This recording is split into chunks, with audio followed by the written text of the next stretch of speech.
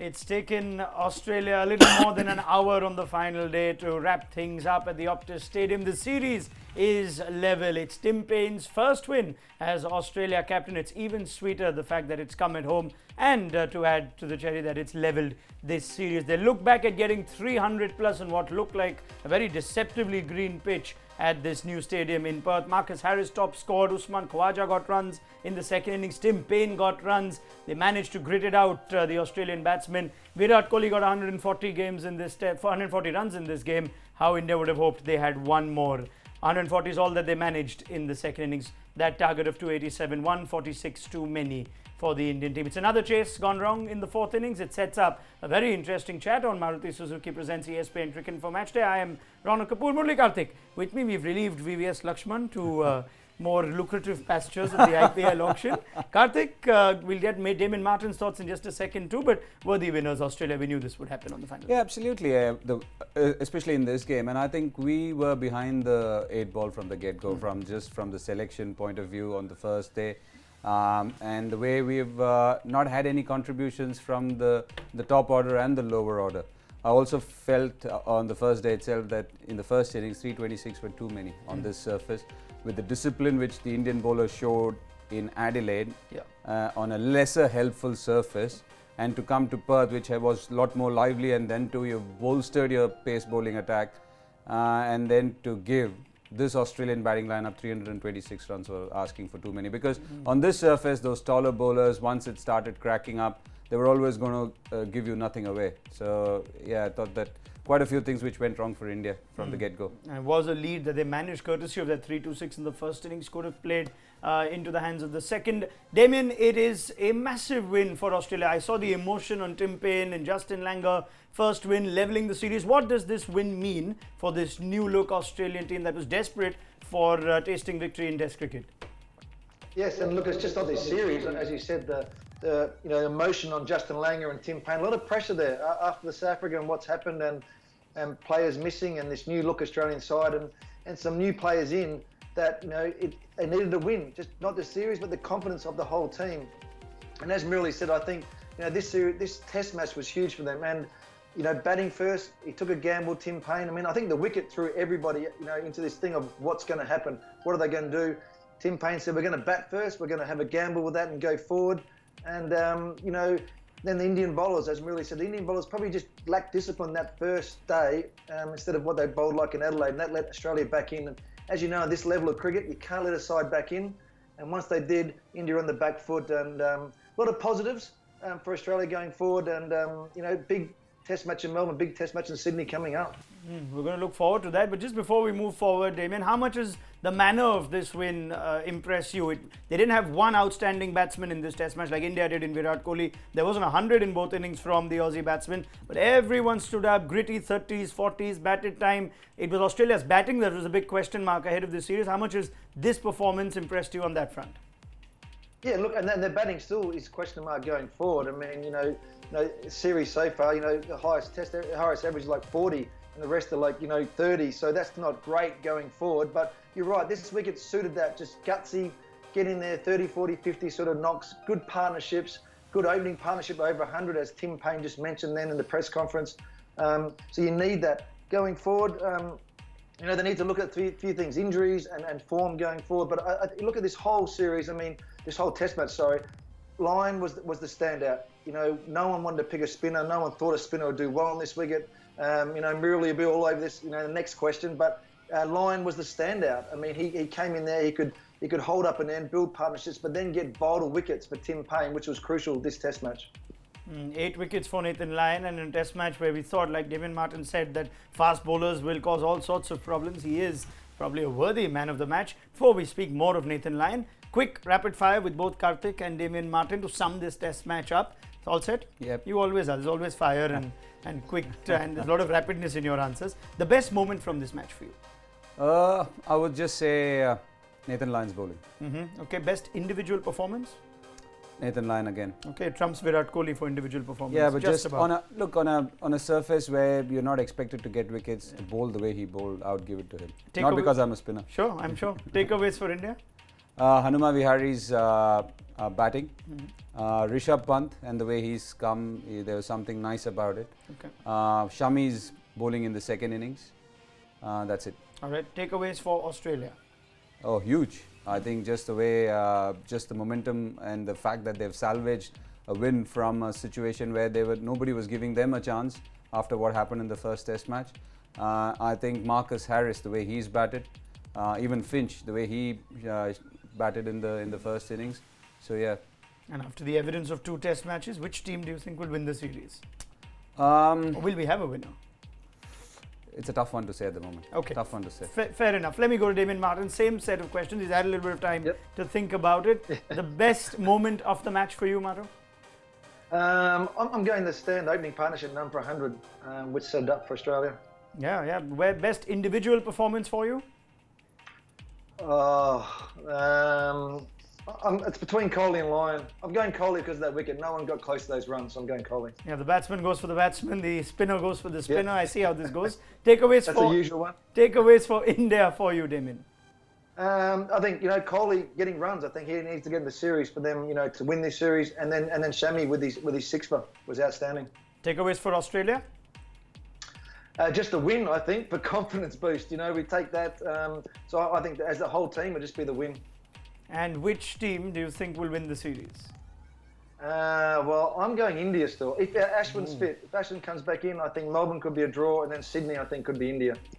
Very well. Let's get into a more detailed wrap of this match. And after the highs of Adelaide, an opportunity perhaps for India to seriously put the imprint on this series and try and get Australia by the neck, get a 2-0 lead. And they had their moments. Now, where do we go back? Question asked of Virat Kohli of whether it all started with a poor selection call. Now, does it look like a bad selection call only in hindsight? No. Or do you think that they should have got it right? No, you were not with us the last 5 days. From the first day I've been going on about it. You never pick a team for the first day of the test match. You pick a team keeping in mind the ebbs and flows, what's going to happen. Yes, nobody can read the wicket to the extent which otherwise everybody would be big crystal ball gazers. But when it comes to picking a balanced side, you want to pick the right ammunition in terms of bowling. Also, keeping in mind that this is not going to change right through the series. You still have those 4 or 5 bowlers who are going to bat like those bowlers.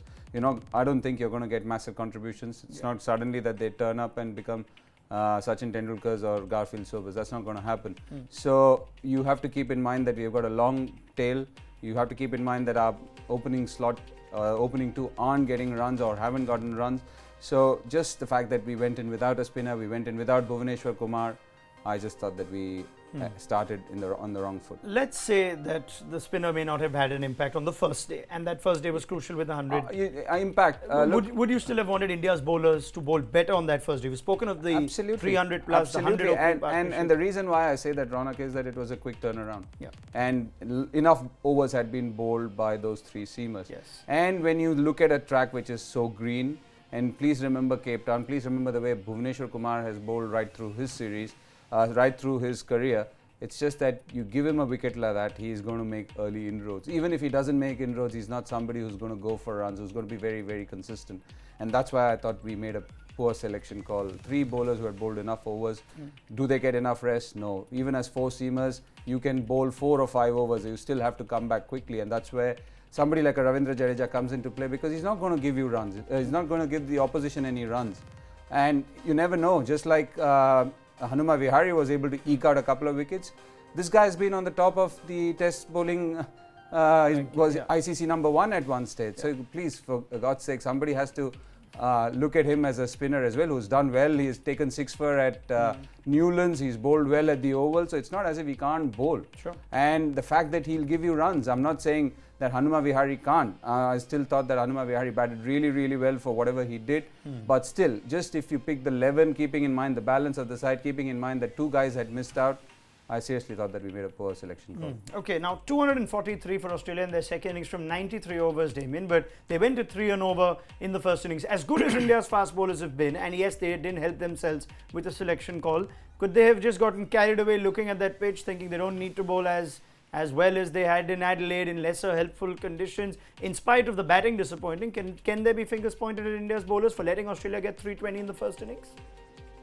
Yeah, I think after every test match, you want to assess it, and if you lose it, there will be, looking at areas, and obviously there's selection as well. I think that wicket, as I mentioned, even the curator said bowl first. So, he probably got it wrong as well, because, batting first, you see this green wicket.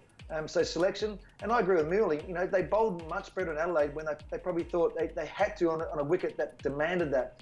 And all of a sudden you get to a wicket that's green, you see it seaming, you probably, without even maybe constantly thinking mentally, you go, okay, I'm just going to run in and bowl the ball and it's going to seam everywhere, we're going to get wickets without a game plan.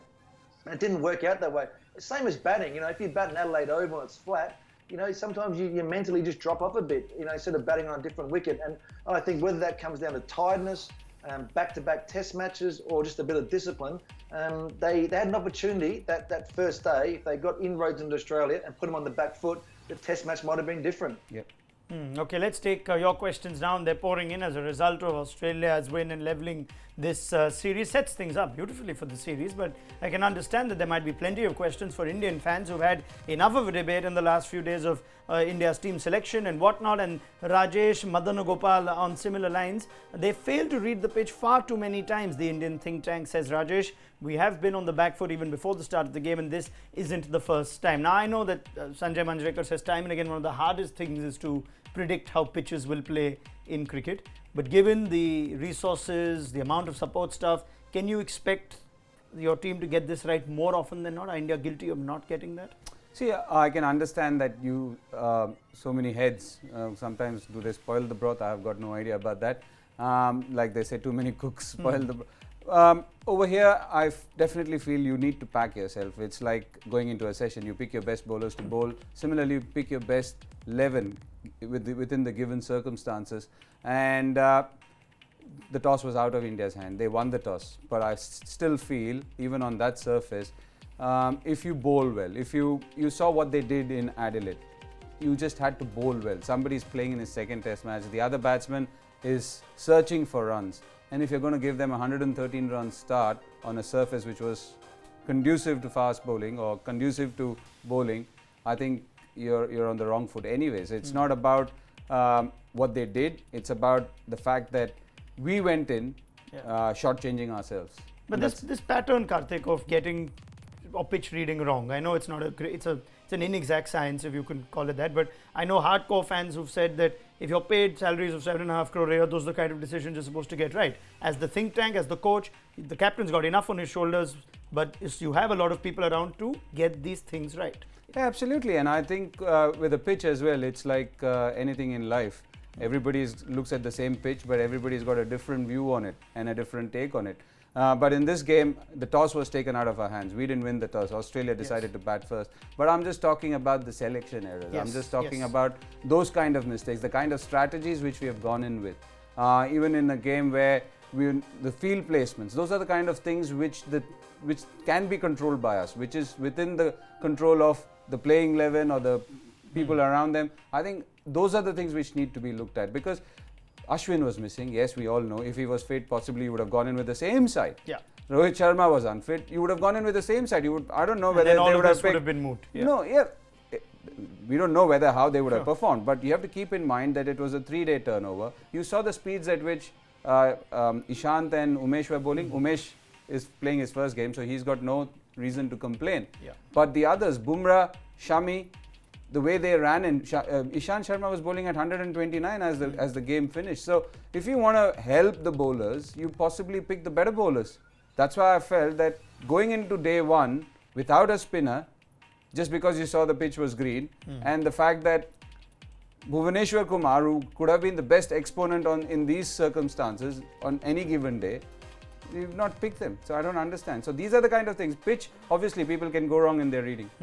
Okay, now Damien, at times we get more annoyed by this as followers of Indian cricket, because there are such resources. It's not that we've often had times where you've had a 15-16 man squad, all of 18. whom can have 18 and now 19 as the series will go forward, where you can actually play guys to different conditions and have a significant result. Now this team clearly has something that they need to figure out to getting it right. Where should it ideally come from? Should it come from coaching staff that have travelled and followed the game enough? There should be enough people advising, especially a team like India, to get this right. Where do you think this problem should be addressed? Well, I'm not sure how the Indian setup works. Probably whether it's the BCCI or the selectors, and then on tour the coach and captain. I mean, I'm sure. Tell me a bit about your team then. Tell me a bit about Australia. When you travel to different places, who did you rely on for just know-how of how things would play out and rely on that one was? Was it one person or did it have to be a few people coming together? Was it your homework? Or how did you go about it? Yeah, no, it was definitely the selectors with our coach and our captain and probably vice captain. They'd have discussions about, especially going away tours and what's going on, and then it ultimately comes down to the selectors to pick the side or the squad in a sense, and then we go on tour. And then back in our day, the coach would be a selector maybe, or the captain would be part of that, where they'd pick their side and sort of go that way. I don't mind that. I think on tour, once you've got your squad, I think the captain should be part of this. It's like, because the captain in the day has got to walk out in the field with the 11 that he really wants and feels good about to win a test match. And I know there's selectors who pick sides, but the captain has to be involved, because at the end of the day, he's got to have faith in what he's got and what he's walking out with. And then, you get confidence in what you want to do. Did they make selections wrong? Yeah, probably, because Ashwin was injured. If Ashwin was fit, he would have played and it might have been a totally different story. I think batting first, majority of times helps you win test matches if you get the best conditions, and, the other side bats last. So there's a whole lot of range of factors that could come into it. Sure. Let's take a question for Damien Martyn now, as the questions come pouring in after Australia's win at the Optus Stadium. This is from Mithun Mohan. How does Damien rate the Australian performance? Is it the bowlers plugging holes in the batting, or was it a complete performance? Damien? It wasn't a complete performance. I think our batting is still showing signs of they definitely need improvement. We saw Finch and Harris make some runs, which was nice. Khawaja, the second innings, was slowly getting back into form. But, over a group as a whole, they've got to perform better. And I think there'll be question marks over Hanscom as well, going into the next test match, whether he will be picked or whether someone else will come in. Finch, through his injury, might not play, so there's an opportunity. Our bowling definitely, Stark and Hazlewood and Lyon have been fantastic. They've been together for a long time now and performed, and they stood out again. So I agree, yes, our bowling at the moment is helping the batting out. Yep. And if Pat Cummins shows up, gets a few runs and takes the wicket of Virat Kohli, that you take that as well every now and then. Question for Murali, Kartik on Virat Kohli actually, and this is more Virat Kohli the captain than Virat Kohli the batsman. There are very few questions of Kohli the batsman anymore. Bharatwaj wants to know, is Kohli a long-term captain? Will he take India forward? Get selections wrong? I'm not sure if you can blame only the captain for selection calls. I don't know where you stand on that, Kartik. But looking at Vijay, he looks clearly out of confidence. I'll answer the second part first. I thought that there was a semblance of coming back to form the way Murali Vijay was batting yesterday. Yes, he has been out of form, and that can happen because he was also sent back from one tour. And if you're just playing one format, I understand Pujara is somebody who does it differently, but for somebody like Murali Vijay, who's been so elegant and such a good player in overseas conditions, a sudden lack of form or certain things which have crept in to his batting, I keep using the word crept in because of the fact that he was so good outside the off stump, and suddenly with that kind of similar feet movement which he's always had, he started throwing his bat at the ball, and that can happen. He tried to work that out. Yesterday was very good against those bowlers on a difficult track before he played that expansive cover drive. So I don't think he is as much out of form or out of confidence as is KL Rahul, because he's had an extended run now from the tour of England, and even in the tour of West Indies, he didn't look comfortable against a lesser bowling attack. So he's the one who's, I feel, more out of confidence, and the way he played that shot or got out in the second innings gives you a state of mind, or tells you about his state of mind. So I'm worried more about KL Rahul than Murali Vijay at the moment. Yes, you want runs from both of them. And coming back to Kohli, I think at the moment he is your man. He's somebody who plays with a lot of passion. Yes, as a captain, you're always going to make those mistakes when it comes to selection calls and the fact that certain strategies. But I don't think you can blame him alone, because there is a big think tank sitting outside, and sometimes when you're outwards looking in, you can constantly send messages or convey what you feel. So I think it's a collective thing. You can't just blame one man. Okay, now let's move the blame from just Virat Kohli, if you feel that way, or the bowlers. The fact remains that this is another chase India was set, not necessarily an impossible one, an improbable one, with 287 being significantly high, but you think that this Indian team would at least get closer, and it's another chase that's gone wrong. And we look at this graphic time and time again. India, while chasing in 2018 in away tests, and your eyes keep going most noticeably to Edgbaston, the first test of that series, where they just fell 30 short when they should have got less than 200. Cape Town too, although those conditions were swinging and streaming all over the place. They didn't manage it in Southampton. They've not done it at Centurion. The Oval was a long shot. They got closer than you'd expect with the way things were going on that final day. But then that's a sixth time this year that they've not been able to chase. Damien, where can you point out the lack of ability or lack of just mental toughness of a team to get closer when they are chasing fourth innings? It's one of the harder things to do in Test cricket, I'm sure. But now that this seems like a pattern, what does it suggest to you? Yeah, I suppose now you say 6 times. I mean, I suppose the Oval was a very good wicket. The others, I mean, it's always tough, I think, batting last in Test cricket, depending on the conditions and the wicket and chasing. You mentioned Birmingham, yes, 30 runs short, probably should have got there. I mean, Cape Town's hard to bat on, as you mentioned. Centurion, the same, and here at Perth, difficult wickets. I mean, I think even if Australia was batting last year, chasing that score, I would have backed India to, bowl them out in a sense. I mean, no spinner, I get that, line was there, but just tough wicket, tough chasing, balls are going up and down. It's very hard to play your shots. It was very hard to hit the ball down the ground. So how do you judge that? I mean, yes, you got Kohli there. Sharma was out. I mean, the openers have been struggling out of form. You probably need a good start from the openers, which always helps. So there's a lot of reasons. You can always pick holes when you're losing or, you're batting last and trying to win test matches. Having followed most of those games, does it come down to the opening partnership? Just having that start makes you feel like you can get this? Massively. And look at it, we've not had any opening partnership. So practically we are winning games because the bowlers have, whatever games we are winning is because the bowlers have bowled exceptionally well, and then 3, 4, 5, 6 have gotten runs. 1 and 2 haven't gotten runs. So how do you do it? It can't happen day in, day out. The odd game, yes, you understand. And there's been no lower order contribution. Not that you're picking those bowlers for their batting, but still, there's nothing coming from there either. So it's a question of, this was the case even in the last game. It's just that we managed to win. Even in Adelaide, we didn't get runs. You could argue that Australia were poorer with the bat than India were. Yeah, exactly. And so imagine on an easier batting surface, if the Indian bowling could make that team look poor on a better bowling surface. You would think that 326 is too much on any given day. So yeah. More questions coming in for both Murali, Kartik and Damien Martyn on this post show of the second test between India and Australia. Series leveled now for Tim Paine's side. Gaurav Sundararaman, possible to ask Pujara to open next test. He usually holds one end and can prevent early wickets from falling. He's done it before in Sri Lanka. I like this question because with both openers looking quite out of touch, you mentioned Vijay has been better. Now Mayank Agarwal we know has been called up. Does he find a place straight away in the Boxing Day test for you? And is that an option to perhaps free up another spot that India could use for either Ashwin or Jadeja or Rohit? I think it's brilliant. I think it's a great option which India might consider if they feel that both of these openers, and sometimes sitting afar from the team or within the camp, you don't understand how a player is moving about in the dressing room as well. Confidence is a big thing, and that is sometimes you can see that in somebody's body language. KL Rahul or Murali Vijay drooping shoulders, that can carry even in the nets. It's not just about the game. So that is something which the team think tank has to think about. Pujara is a great option. He has done it, and anyways he's coming within the third ball or the fourth ball or the second over. So it definitely frees up a spot. Does Hardik Pandya find a place? Because he can come in handy as well. Is he the kind of player? Because your bowlers are tired now. You can take a 6-day break. They're still going to be practicing.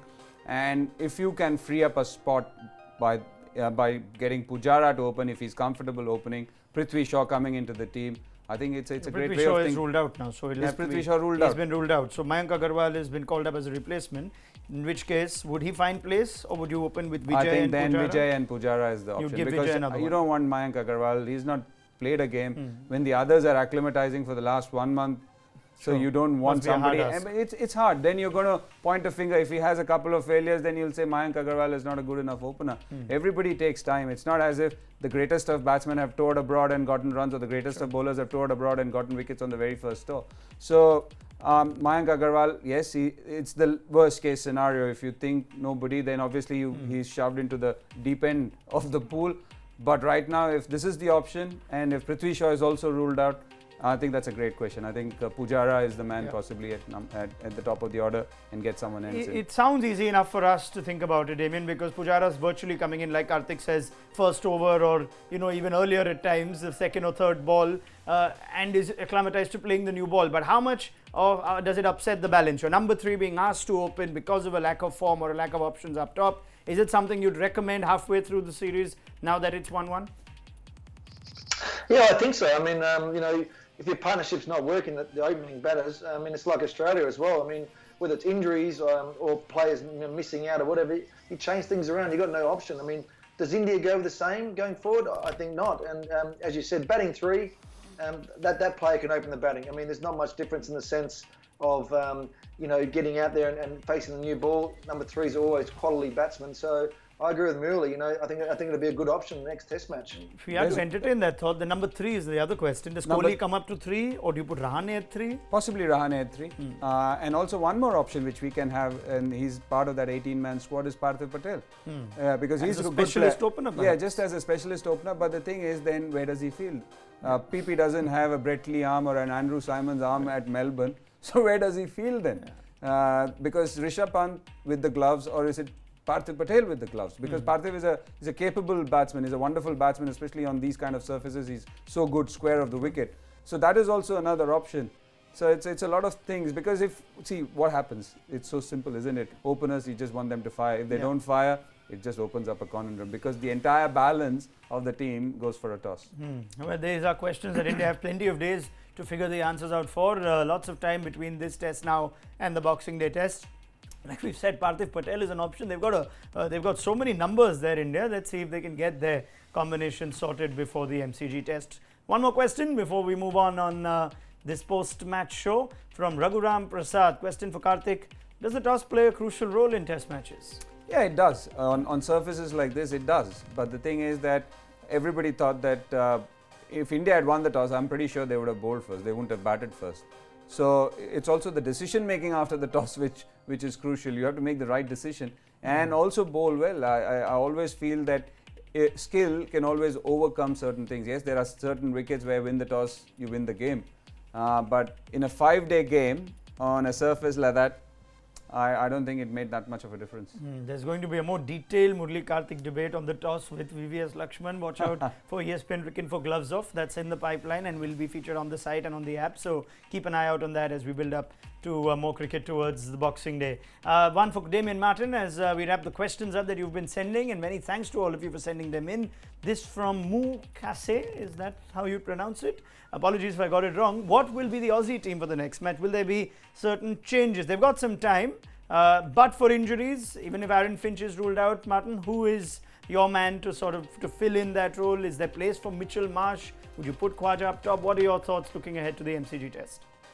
Yeah, no, I think there will be changes. Well, in the sense of if Finch is injured, I mean, that finger, no one really knows what's going on as we do with injuries behind the team. But say he's ruled out, I think they'll pick an opener. I think they'll pick a specialist opener to come in. And there's talk of Joe Burns, who has played before a while ago now, making runs. He's making runs in first-class cricket, doing well. And the other one is Daniel Hughes from New South Wales, specialist opener. So I would, if he's out, I would go one of those before moving up Khwaja. I think, we keep Khwaja where he is, getting back into a bit of form. Does Mitchell Marsh play? I'm not sure. I think we'll keep our bowling attack the same. Hanscom, will he play? I'm not sure. I think he might miss out. And if that's the case, I'm going to go, I would like, instead of putting Mitchell Marsh there, I'd go like a Jake Lehmann, who's Darren Lehmann's son. I know that's probably out there, but he's making runs and making big runs in Shield cricket.